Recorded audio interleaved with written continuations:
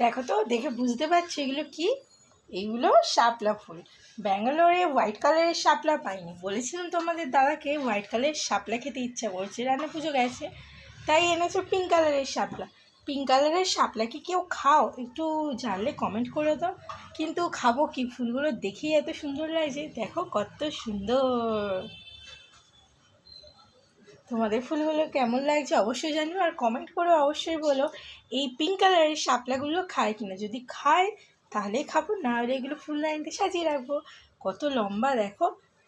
এই কটা শাপলা নিয়েছে 30 টাকা।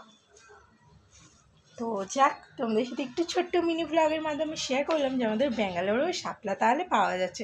বাট হোয়াইট কালারটা হলে খুব ভালো হতো, ছোটোবেলা থেকে তো ওটাই খেয়েছি। এটা জানি না, বাট দেখতে কি কিউট, কি সুন্দর লাগছে দেখো। ইয়ে, অবশ্যই কমেন্ট করে যেও।